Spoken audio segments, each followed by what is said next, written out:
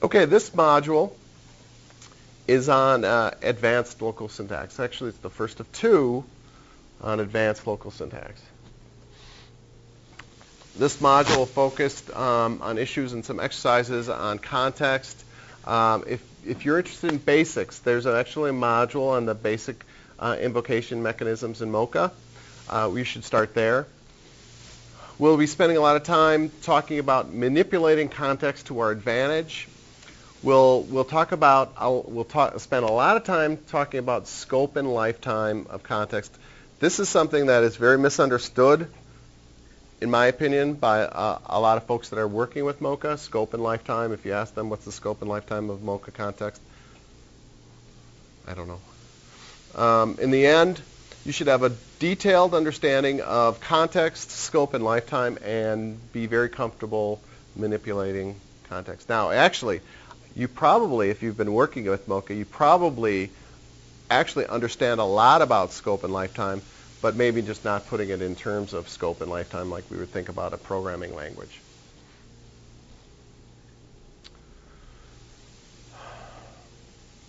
So, context. Context is often very misunderstood in terms of its behavior. And one of the main things that we're going to do is talk about very precisely what's going on in terms of context.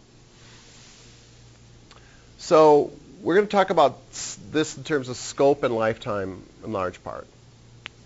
So here we have, take this example.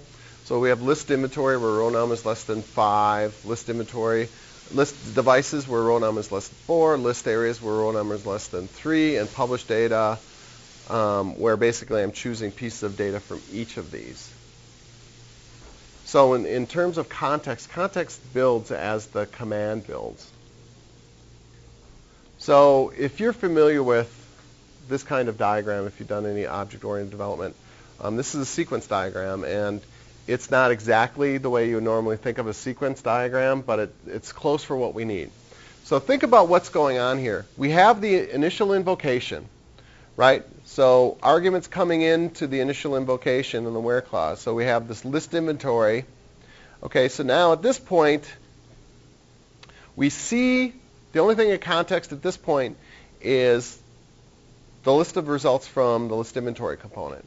Now as we start to move over, now we see the current row of list inventory plus in memory is the current row plus a result set of the list devices. Now when we move next over, we see the distinct union of the current rows of the previous select. So basically we're making one row out of the last things that we did. So at the first iteration would be the first row from list inventory, first row from list devices, right? And then as we move down further, we see the distinct union of the current rows from the previous plus the published data. So now if we think about the way we're going to go through here, we have the invocation happens, the list inventory command happens one time, okay? And for each row, we're going to iterate through and say, okay, the list devices happens twice. For each of the list, I'm sorry, it happens actually, I didn't have enough room to put, I think we had 4, 3, 2. So this would happen. So we'd have 4 rows back, and for each of those, then we're gonna do the calls, the subsequent calls to list devices 3 times, and then we're gonna do the list areas twice, and we're gonna publish data. So what happens is, if you think about it, it actually acts like I have it here. The list inventory, the list devices. Okay, the first list devices happens. First row from the list device.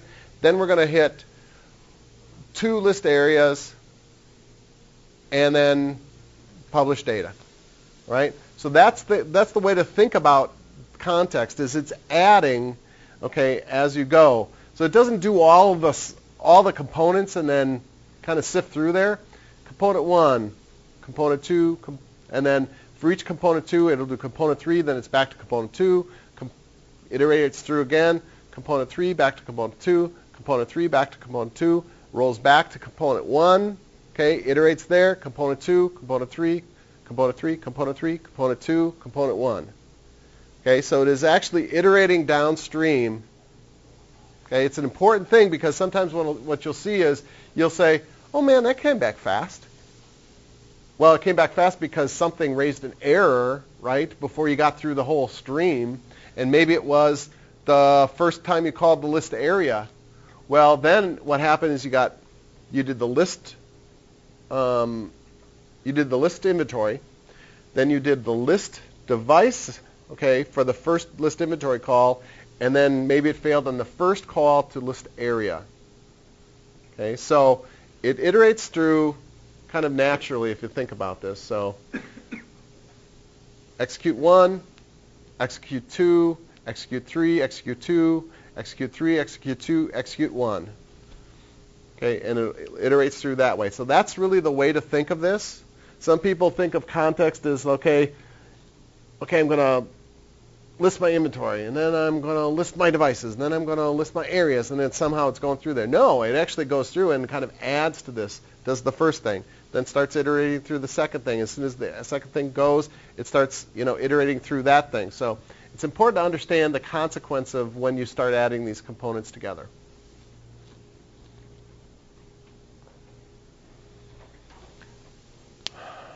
So in terms of this, we basically can look at this and say, okay, that list inventory is going to happen 4 times. For each of those things, the list device is going to happen 3 times. For each device, the list area is going to happen 2 times, and then you're going to do this publish. Right? And now, one of the exercises that we're going to do at the end of this is actually do this exact same thing, but trace it. Because it becomes really obvious in a trace file exactly what's going on. You can actually see the invocation. You'll only see the list inventory once. And then you'll basically see list device, okay, and then you'll see the list areas, and then come back and it'll do another list device and the list areas. So you'll actually see the way we iterate through this.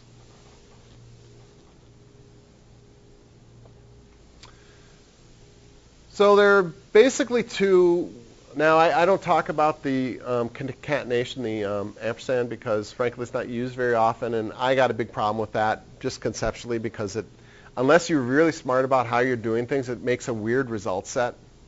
I mean, if somebody else is sitting on something you did an and on, it's just weird looking because you have this kind of columns here. It's kind of this weird construct. But it can be handy in situations where you want to package things up and send them.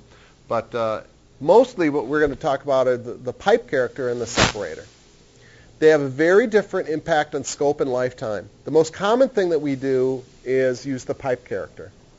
So the vertical bar is the pipe. It allows us to push the output of a command downstream. Right? So we'll say, okay, a select statement, pipe to something else, basically takes everything from that select statement, including the number of rows, so iterating for each, and sends it downstream to the next command to be executed. A command separator, a semicolon, is like saying, hey, stop context here and start it again. Okay? That's like saying, boom, let's say I want to do a bunch of stuff and then put a semicolon there because I don't care about anything that I just did. It allows you to put essentially 2 disparate kinds of things together and not worry about them contaminating each other. We're going to talk a lot about the command separator because the command separator is really contingent on scope. Okay? It's not only contingent on scope, but it actually additionally affects scope. So let's look at some of the following commands. So we have this list inventory where row num. So this is very similar to the last command that we did, except instead of doing the pipes between these components, the first thing we do is say list inventory row num is less than 5, so we get those 4 results. But as soon as we see the semicolon, essentially those 4 results that are from the list inventory are now invisible to anything else downstream. It's like saying, start my context again here. I will not see the data, nor will I see the rows. So will I iterate? No, I won't on that. So we'll do this in the exercises. So we'll take that weird, and I agree. It's a weird set of selects that I'm doing there. I mean, why would you ever do that? Nothing, just because I knew the data would be in the database, so typically in the database. Okay, so now let's think about it this way. Now we have this list inventory, row num equals 5, and list to devices. Now essentially what we've done is we've got a whole slew of data that we're never going to see. And we've got the 4 that's iterating 3 times, and boom, boom, boom, boom, boom. What would you see out of this? I would expect to basically see 2 rows coming out of this. Right? Because I'm saying, terminate my context here. Yeah, I iterated some. I did some stuff there. I did some stuff. I don't care about that. I'm going to terminate my context, create a new context, start here. This sort of thing is really handy for a situation where you're like, okay, I'm going to go ahead and I'm going to, let's take an example where I'm going to go ahead and I'm going to cancel my picks. I'm going to cancel my picks. I'm going to cancel. I've got this whole big loop going on, okay? And at the end, you terminate your context with a semicolon, and you just basically can publish one row out to DailyTran saying, oh, I just canceled a bunch of stuff, as opposed to iterating through and getting all those cancels out there or something like that. So that's a trivial example, but we do that a lot where you actually want to put commands in the same database context, but you don't want them interacting in terms of context. Now, is the semicolon disruptive? Can be, yes, because semicolon says, forget about any context that I've created. So if you've created a load num that you need after the semicolon, too bad, so sad. It's not there anymore. Well, it's not there in a way you can see. Okay.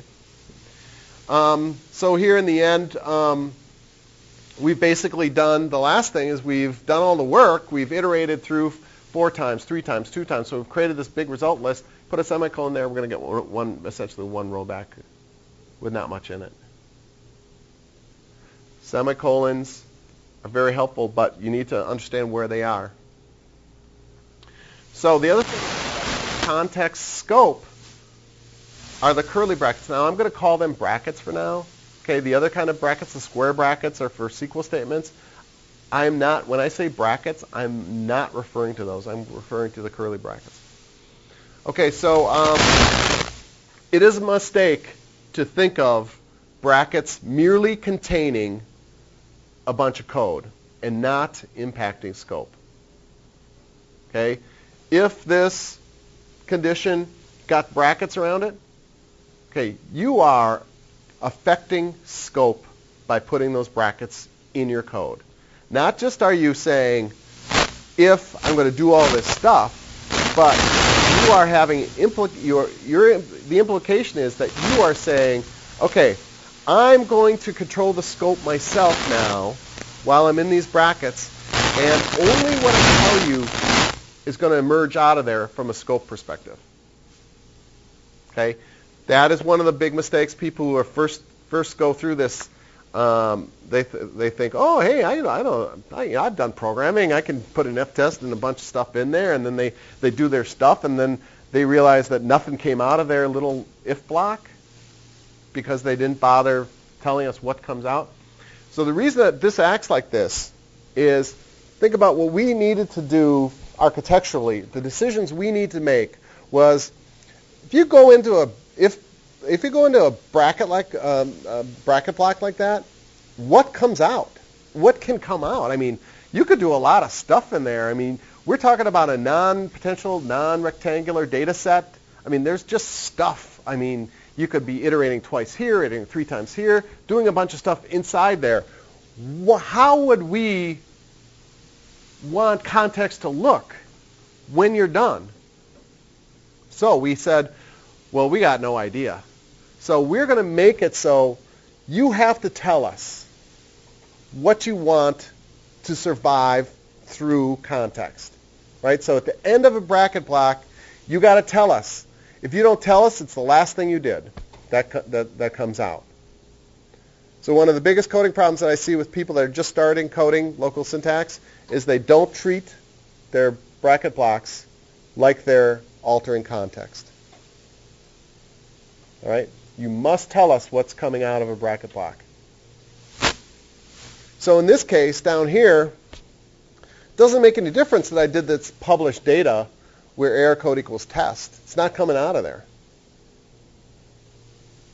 The pick code from the area master where the error code is expected receipts comes out of there.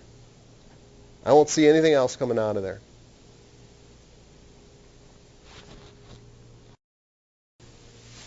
Okay, it really will do something very similar, except that what'll come out of that first bracket there is, instead of all of the information from dev master, we'll get 4 dev codes out of there. So that block that says, so we list inventory, and then instead of the list devices, just go on the list devices where row number is 4. Essentially what we're going to do is we're going to loop around in there and go list devices where row number is less than 4, and then publish data where at plus dev code means just publish the dev code. And so essentially what comes out of there is just a dev code. What comes out of that brace block. And then you pipe that to list areas. And so this is very similar, other than the fact that we're contorting context now by putting a brace block in. So brace blocks are handy little guys if you want to control context in a certain way. And you want to say, oh, well, I'm going to be doing this, but I don't want everybody else to see all this junk that's going to get created when I do this. So it allows you to control the context, right? And my opinion is, now I did say in a previous module that it's polite to publish out data that's important to the person who might be writing on your component. It's very, very bad to publish out junk, data that is of no consequence to anybody but yourself. Okay? So we want to be sure that when we publish data, it's meaningful to you as the developer of this component, or if it survives this component, gets published out of this component, it's actually meaningful. If you publish out something that's not meaningful, okay, it actually hurts the cause, because you could be publishing out a piece of data that is not expected, that could be altering behavior someplace else. So this is one way to do it.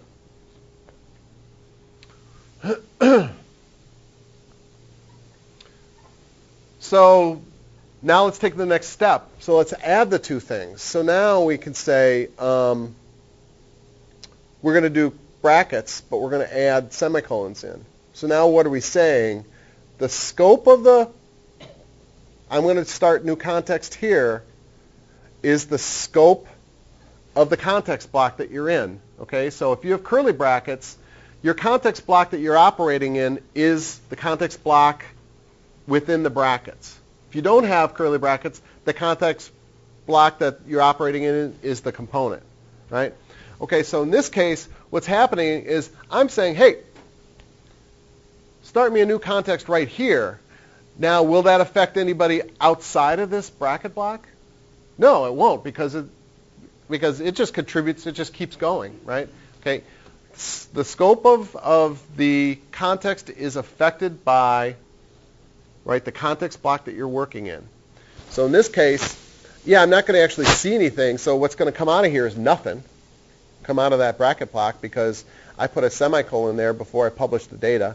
Nothing's coming out of there. But I can still, this list here at the end when I'm publishing the data, I can still see the load num from the list inventory component.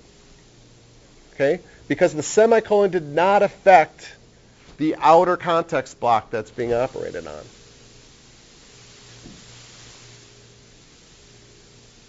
So now then, if you instead basically, you can conceive of this to say, look, I got a simple decision to make. Do I put the semicolon there, or do I put it right on the outside of my on that brace block? Have a really significant impact on what this component looked like, wouldn't it? Because instead of saying I'm just terminating it within the bracket block there, if you put it on the outside there and say, oh, it's going to be on the right after the close bracket there, boom, you've just terminated context for that component up until the semicolon. So now I got no visibility of anything in that list inventory component. Does this all make sense? So it's really important for you to understand, as you're in there developing your component, what the shape, scope and lifetime of your context looks like. Semicolons, brackets, really are handy tools, but they both really impact it, and you need to understand where you are in terms of your context stream to make sure you're placing your delimiters correctly. Now, here's some special characteristics of scope and lifetime that act just a little bit different. Okay, all I said is true of local syntax, a macro, a script that you write.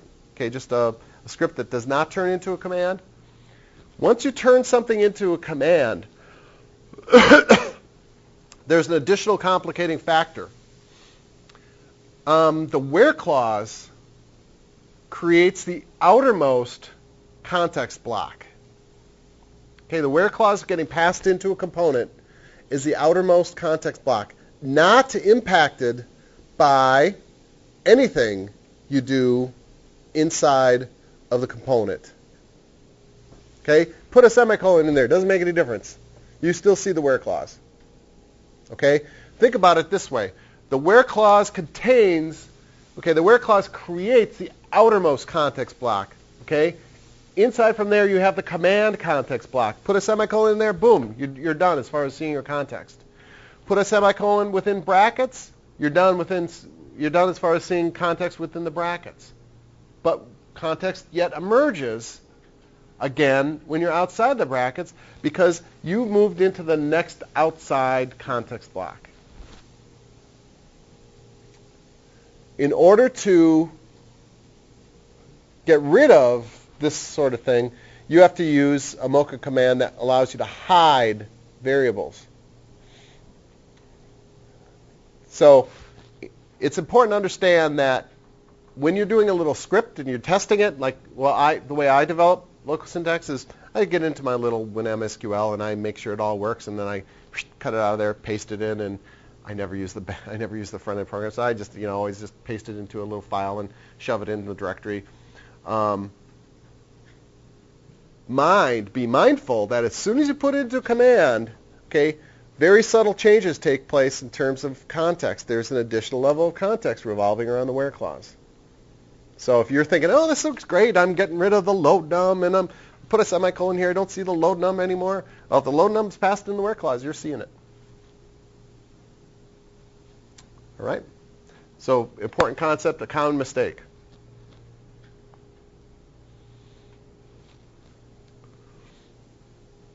So one of the things that we'll do, we're going to do some exercises here. This is an interesting thing. What we're going to do is we're going to do we're going to do those selects that we just did, and we're also going to define a very simple component that basically allows us to see what's going on if we shift the semicolon and things around, what we're seeing in terms of data. In this case, if we pass this in, even though we're changing arg2, let's say arg2 gets passed into this command, and I'm saying, hey, publish data where changed, and I do that semicolon, really the thing that I see is I just see whatever gets passed into arg2 coming back out of it. That semicolon basically allows me to say, oh, whatever you just did, we don't really care. So what's going to survive is the most outermost context. Outermost context block in a command is always the where clause.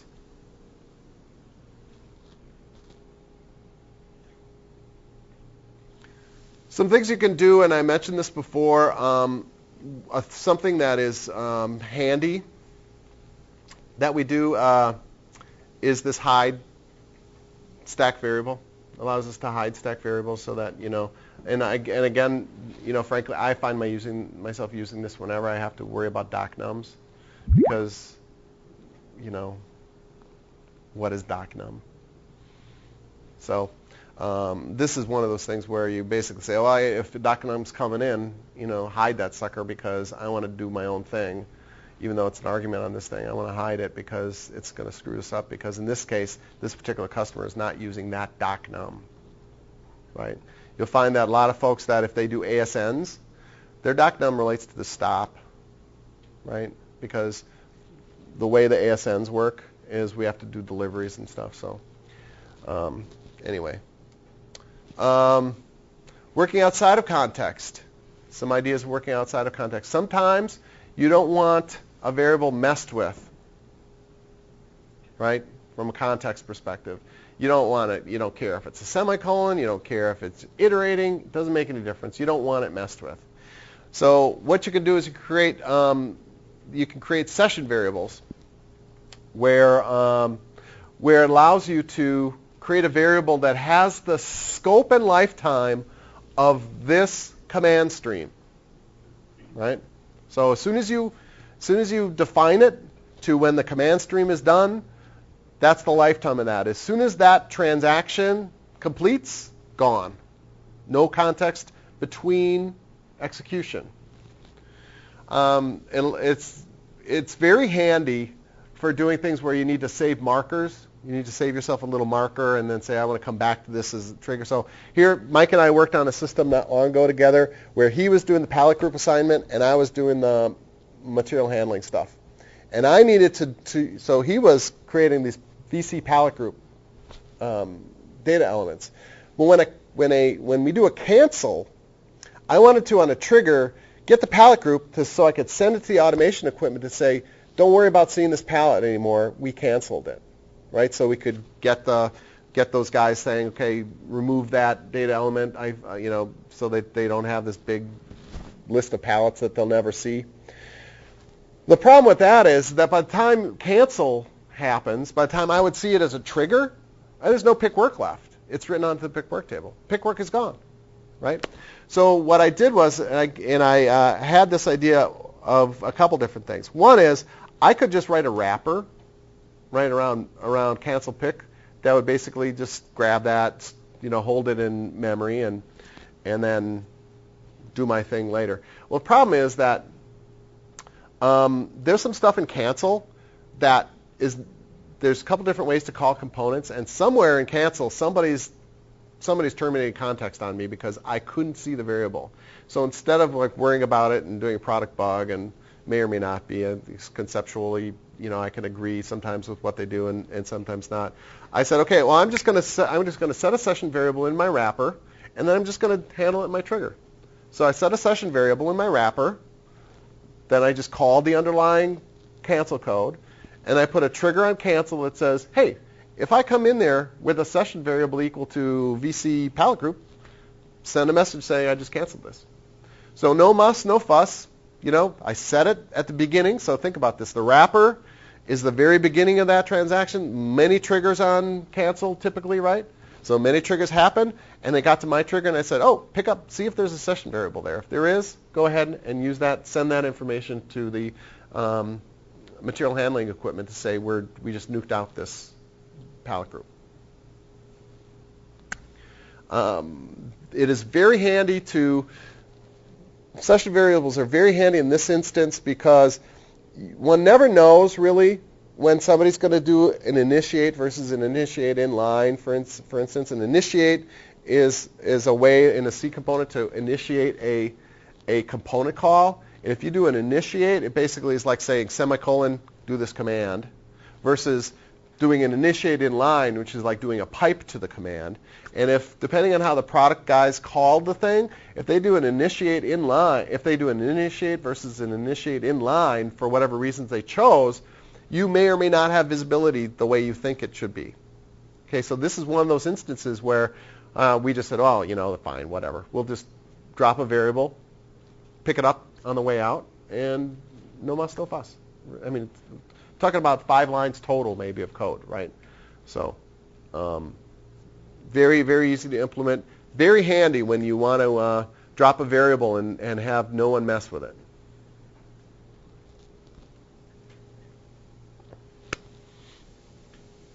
So I think that we just explained this, that if there's any issues with an initiate versus an initiate inline or a semicolon that got dropped into context by somebody along the way in terms of the way they wrote the command, and ultimately you just want to make sure that thing is untouched by anybody else, because context is whatever context is, right?